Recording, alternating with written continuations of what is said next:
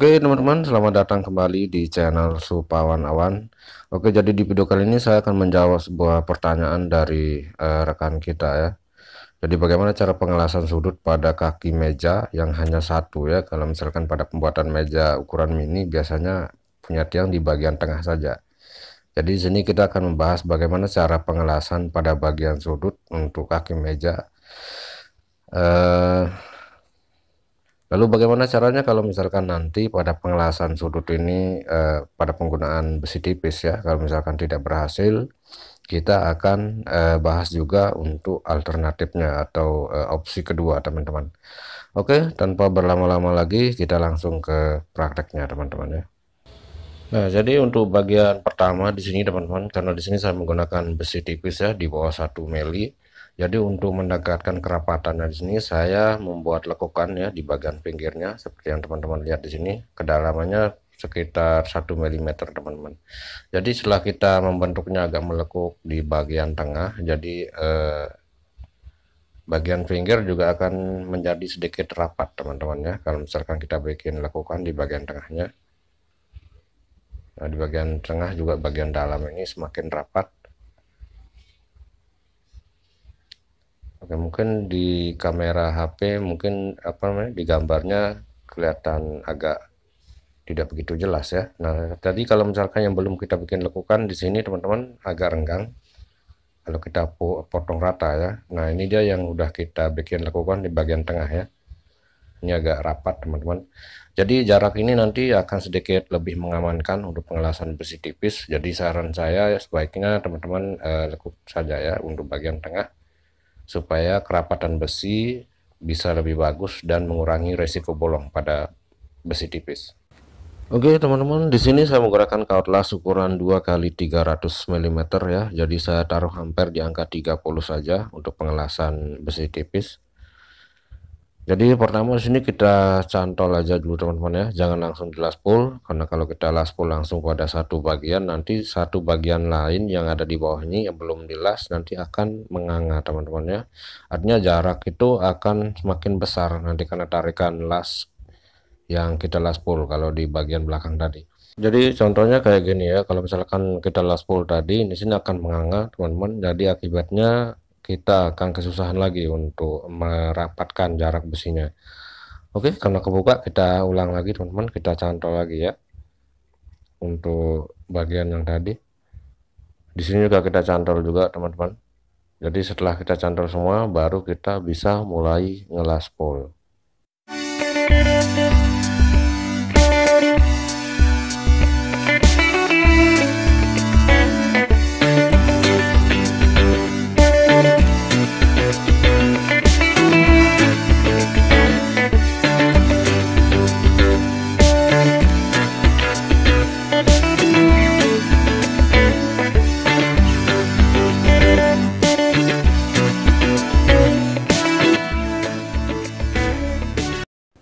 Oke teman-teman, setelah proses pengamplasan ya, langsung ke topik pembahasan kita yaitu pengelasan pojok ya di bagian pojok ini. Jadi sama seperti yang tadi ya, sebaiknya kita las dulu pada setiap sudut-sudutnya untuk merapatkan semua bagian dulu ya, baru kita mulai laspul pada bagian tengahnya.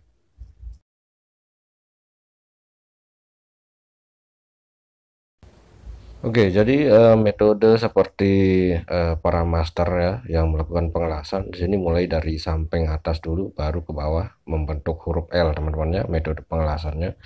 Tapi di sini saya tidak menggunakan metode itu karena lumayan sulit teman-teman ya. Jadi saya langsung aja pas di pojokan bagian tengahnya. Jadi karena ini rentan bolong teman-teman karena besi tipis, jadi volume ampere juga saya makin rendahkan ya. Saya taruh di angka 2,5 ya atau 25 ampere teman-teman untuk kawat las yang kecil ini. Jadi sini saya melakukan pengelasan 2 kali teman-teman. Jadi proses pengelasan ini cukup cepat ya ritmenya. Jadi kalau misalkan agak lama itu resiko bolong makin besar teman-teman karena bagian sudut ini lumayan tipis ya. Jadi setelah pengelasan pertama ini saya buang dulu untuk truk yang menempel, baru saya lanjutkan lagi untuk pengelasan kedua teman-teman ya.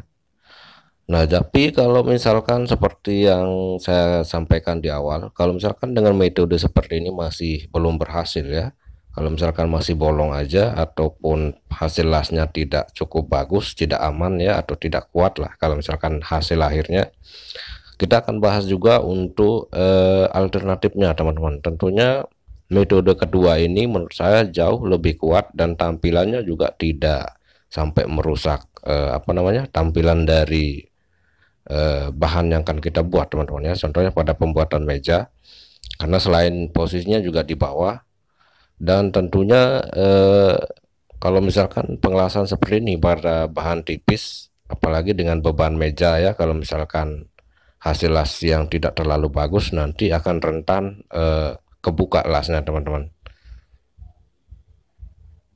Jadi untuk besi tipis sebaiknya kita gunakan metode kedua teman-teman ya. Oke, tapi kita akan cek dulu untuk hasil yang pertama ini ya. Jika memang bisa kuat, kita bisa menggunakan metode pertama, yaitu pengelasan sudut seperti ini. Dan ini belum saya melakukan langkah kedua, artinya pengelasan yang kedua teman-temannya, untuk sedikit memperkuat hasil lasan pertama. Tentunya kita buang dulu truk yang menempel. Tapi kalau misalkan dengan cara seperti ini masih belum kuat hasil lasnya, kita gunakan metode kedua ya, atau opsi keduanya.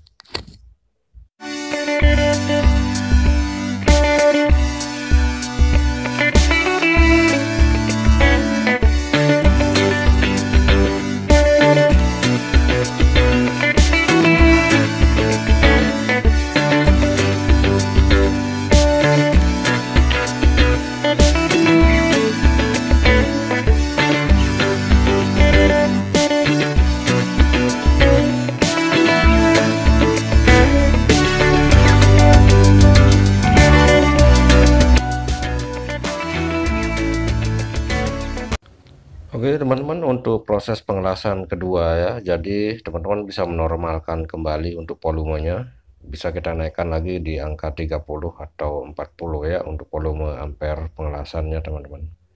Jadi di sini setelah pengelasan proses pengelasan kedua sini akan jauh lebih kuat. Ini udah kuat teman-teman ya pengelasan untuk proses keduanya. Ini beda dengan yang pertama tadi, karena selain karena tadi kita sudah mengecilkan volume, jadi itu penyebab kawat lasnya juga tidak terlalu cepat menyala ya, atau agak lengket.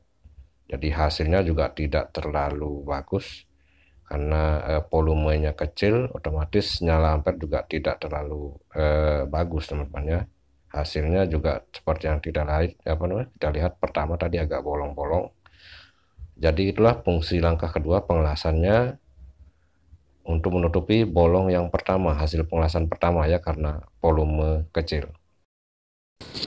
Oke teman-teman, kita lanjut ke opsi kedua ya. Jika opsi pertama tadi dirasakan atau teman-teman mungkin merasakan belum berhasil untuk proses pengelasan yang teman-teman lakukan, jadi untuk pilih amannya silakan teman-teman gunakan opsi kedua ya. Jadi di sini saya gunakan siku. Jadi saya membentuk ukuran lebar dari bahan yang kita gunakan ya. Lalu untuk bagian ujungnya kita bentuk mengerucut atau kita bentuk 45 derajat teman-teman. Jadi karena bagian ini cukup lebar, otomatis pengelasan yang bisa kita lakukan juga bisa membentuk lapisan pengelasan yang cukup banyak teman-teman ya. Jadi otomatis pengelasan yang kita lakukan juga bisa lebih kuat karena jangkauan lasnya cukup banyak. Beda dengan opsi pertama ya, kita hanya bisa melakukan pengelasan di 4 sisi yang cukup kecil ya, ukuran besi hulunya.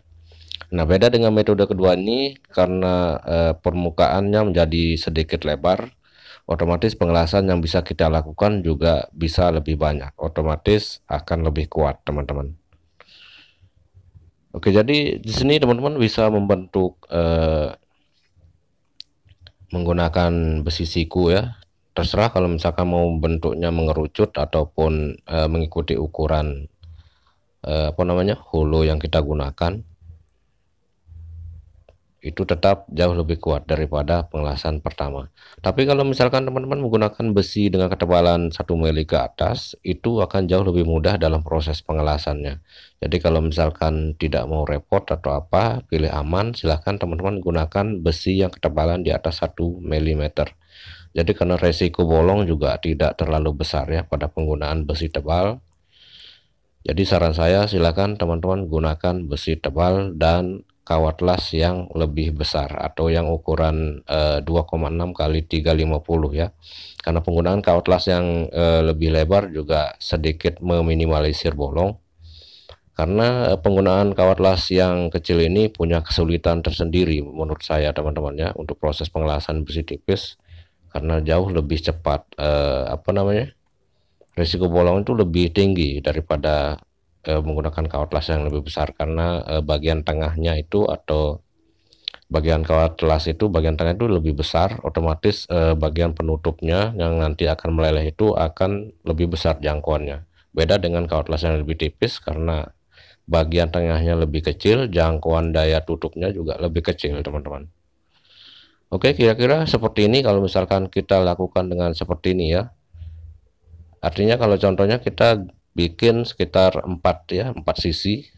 Artinya nanti kalau misalkan kita bikin 4 sisi akan menutup ke 4 bagian sisi dari hulu galvanis ini, yang otomatis nanti kita bisa melakukan pengelasan di setiap sisi besi siku yang kita bentuk seperti ini.